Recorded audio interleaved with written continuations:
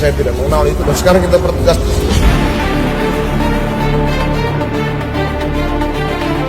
Kalau tidak mampu membersihkan ekor, maka kepalanya dicabut.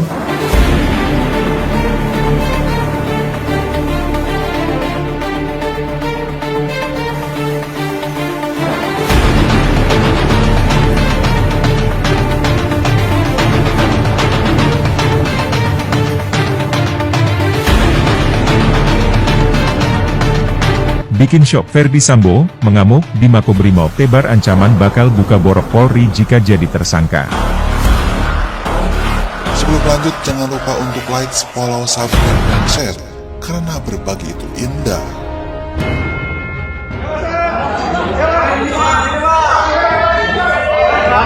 Kanan Pak.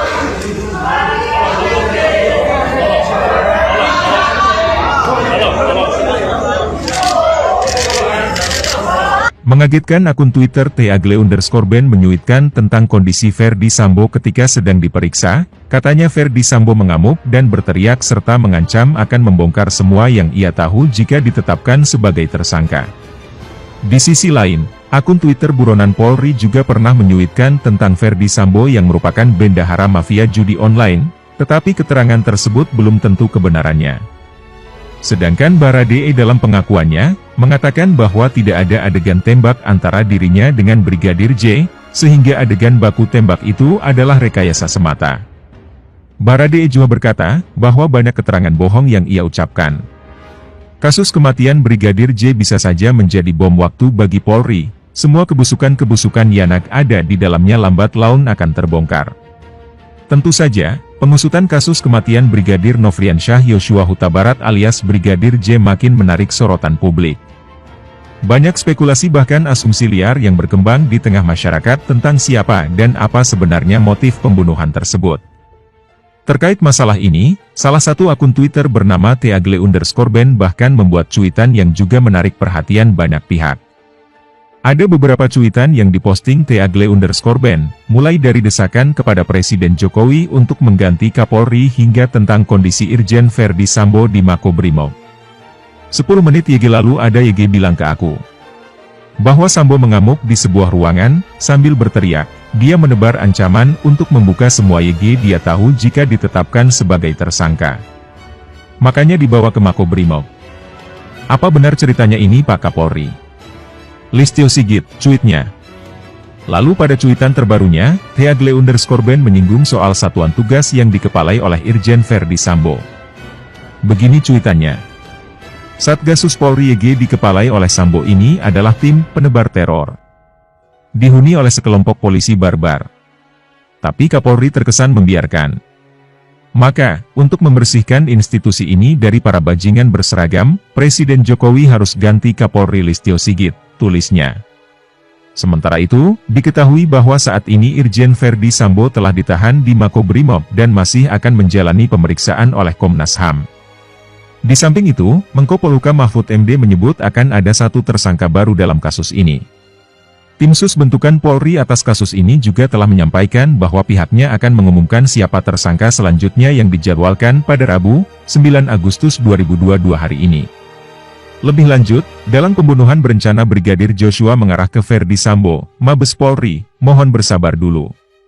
Dengan ditetapkan menjadi tersangka 2 ajudan Irjen Ferdy Sambo dan istrinya, Putri Chandrawati terkait pembunuhan berencana terhadap Brigadir Joshua. Kini dalam pelaku pembunuhan Brigadir Joshua sudah mulai terbongkar alias mengarah ke Irjen Ferdy Sambo. Belum lagi Irjen Ferdy Sambo saat ini sudah dilakukan penahanan perihal kasus pelanggaran kode etik. Perihal perkembangan kasus tersebut, Kabag Penum Polri, Kombes Nurul Azizah mengatakan agar semua pihak bersabar atas perkembangan penyidikan penyebab kematian Brigadir Joshua, termasuk dalam pelaku pembunuhan Brigadir Joshua. Kasus Brigadir Joshua. Mari kita terus bersabar dan Polri berkomitmen menangani kasus tersebut secara profesional, akuntabel, dan transparan, kata Kombes Nurul di Mabes Polri, Jakarta Selatan, Senin, 8 Agustus 2022. Kombes Nurul juga meminta agar masyarakat bersabar dan tak berspekulasi kemana-mana terkait kematian Brigadir Joshua. Sebab, kata dia, Pada saat penyelidikan dan penyidikan rampung dilakukan tim sus bentukan Kapolri, barulah kasus tersebut akan dibuka semuanya ke publik. Jadi kita harus bersabar, dari pihak tim sus nanti akan menyampaikan semuanya, tegasnya. Sementara itu, IPW sebut Satgasus yang diketuai Ferdi Sambo sebagai geng mafia di tubuh Polri. Ketua Indonesia Police Watch, IPW, Sugeng Teguh Santoso menyebut adanya sebutan geng mafia di tubuh Polri.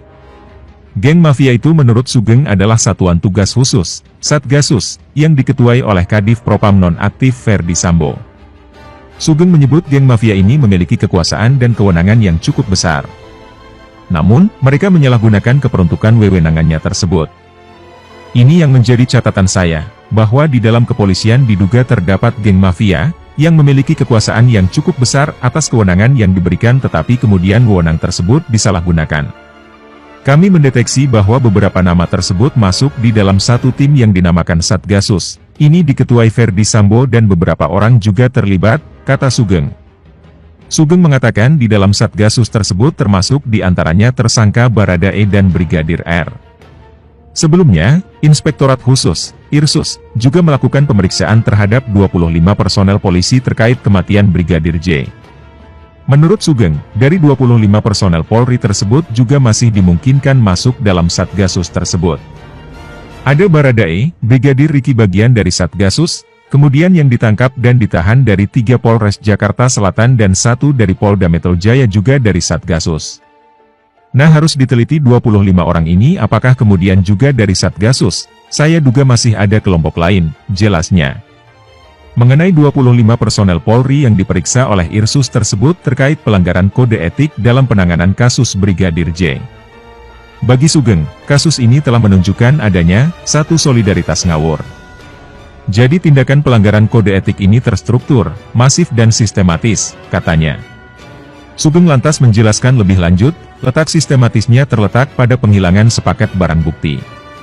Sementara itu, disebut terstruktur karena melibatkan Jenderal Bintang 2, sampai pada Tamtama. Adapun disebut bahwa kasus Brigadir J ini masif karena melibatkan berbagai kesatuan. Jadi saya melihat sepertinya ada geng ini, dalam tanda kutip geng kejahatan di institusi kepolisian, tegas Teguh. Diwartakan Tribun News sebelumnya, Sugeng meminta Polri agar mempidanakan Ferdi Sambo terkait ketidakprofesional dalam olah TKP kasus tewasnya Brigadir J.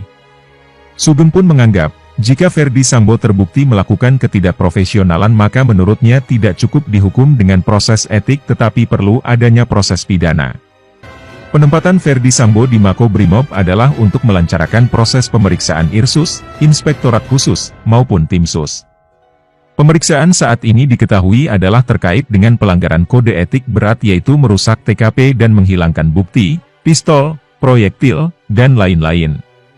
Dalam pelanggaran kode etik tersebut juga termasuk perbuatan pidana yaitu melanggar pasal 221 KUHP Yungto pasal 233 KUHP dengan ancaman penjara 4 tahun, katanya. Selain itu, jika Ferdi Sambo juga terbukti untuk menyuruh orang lain untuk mengambil CCTV terkait kasus ini maka dapat dipidanakan dengan pasal berlapis. Bahwa bila terdapat juga perbuatan menyuruh mengambil CCTV yang bukan miliknya maka dapat juga dikenakan pasal 365 KUHP Yungto pasal 56. Ancamannya 6 tahun penjara, jelasnya. Lebih lanjut, Ferdi Sambo ditahan, Kapolri akan umumkan langsung tersangka baru penembakan Brigadir Yosua. Kapolri Jenderal Listio Sigit Prabowo akan mengumumkan perkembangan kasus penembakan Brigadir J alias Nofriansyah Yosua Huta Barat di rumah dinas mantan Kadif Propam Irjen Ferdi Sambo, beberapa waktu lalu. Irjen Ferdi Sambo sendiri telah ditahan di Rutan Makobrimob Kelapa II, Depok, Jawa Barat. Dia terbukti melakukan pelanggaran kode etik karena telah menghalang-halangi proses penyidikan yang dilakukan oleh tim penyidik. Kepala Badan Reserse Kriminal, Kabareskrim, Polri Komjen Agus Andrianto meminta publik menunggu dengan sabar terkait pengumuman tersangka baru tersebut. Tunggu pengumuman Pak Kapolri dan tim khusus, ujar Agus saat dikonfirmasi wartawan, Senin, 8 Agustus 2022. Kendati demikian, Agus enggan mengomentari lebih lanjut terkait siapa saja yang nantinya akan ditetapkan sebagai tersangka. Menurutnya, kasus tersebut akan segera terungkap. Insya Allah tuntas, singkatnya. Sebelumnya, tim khusus, Tim Sus, Polri langsung melakukan penahanan terhadap Baradae alias Richard Eliezer pasca ditetapkan sebagai tersangka kasus penembakan Brigadir J alias Nofriansyah Yosua Huta Barat. Adapun saat ini Baradae telah ditetapkan sebagai tersangka tewasnya Brigadir Yosua. Dia dijerat dengan pasal 338 Jo pasal 55 dan 56 KUHP. Terbaru, ajudan istri Irjen Pol Verdi Sambo, Putri Chandrawati, yakni Brigadir Riki Rizal juga ditetapkan tersangka pasal pembunuhan berencana oleh tim khusus Polri. Brigadir Riki diduga terlibat dalam kematian Brigadir J atau Brigadir Nofriansyah Yosua Huta Barat.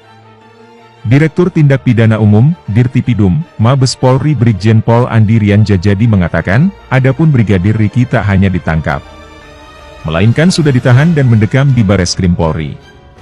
Ditahan, bukan ditangkap lagi, ujar Andi saat dikonfirmasi wartawan, Senin, 8 Agustus 2022. Brigadir Riki dijerat dengan pasal 340 sub 338 Jo 55 dan 56 KUHP. Melihat pasal itu, RR terancam hukuman pidana 20 tahun penjara.